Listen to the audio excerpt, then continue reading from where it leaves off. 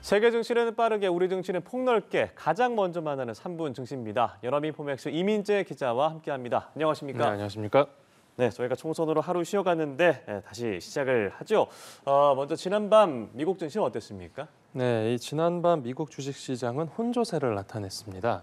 먼저 그 종가를 살펴보면 우량주를 모아놓은 다우지수가 하루 전보다 0.01% 내린 38,459.08포인트로 마감한 반면에 이 대형주 위주의 S&P 500 지수가 0.74% 오른 5,199.06포인트로 거래를 마쳤습니다. 예. 특히 기술주 중심의 나스닥 지수가 1.68% 상승한 16,442.20포인트를 기록하면서 역대 최고가를 다시 썼습니다. 이 금융시장 참가자들은 간밤에 미국에서 발표된 생산자 물가지수에 주목했습니다. 네, 생산자 물가지수 우리 시간으로 어젯밤에 발표가 됐는데 어떻게 나왔습니까?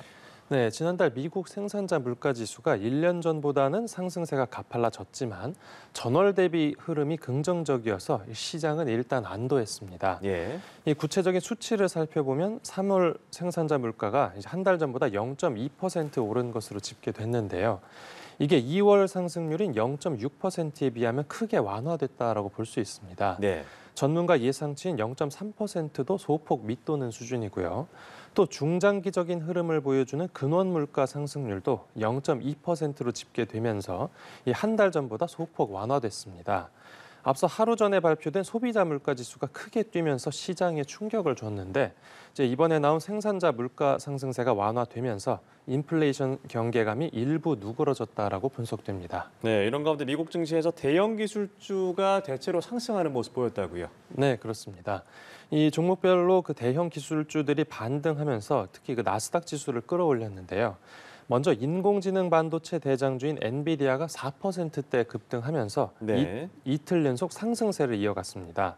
그리고 애플도 주가가 바닥을 다졌다라는 생각이 퍼지면서 장 후반에 매수세가 몰렸고 최종적으로는 주가가 4% 넘게 올랐습니다. 예.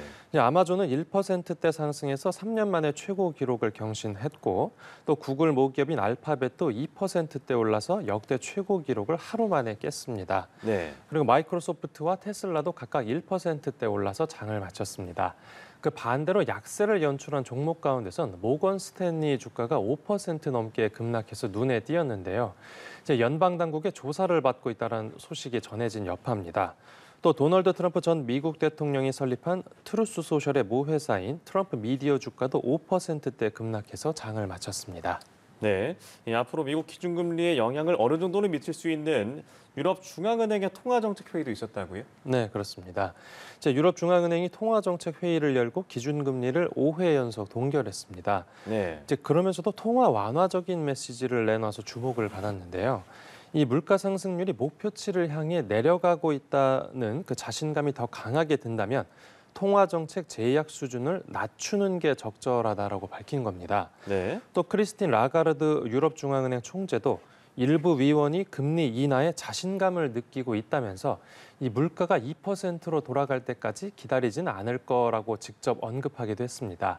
그러니까 이 시장에선 이번 발언을 두고 6월 기준금리 인하 가능성을 시사했다라고 해석했습니다. 네, 22는 이렇게 언급을 했는데 미 연준의 흐름은 또 어떻게 될지도 저희가 지켜봐야겠군요.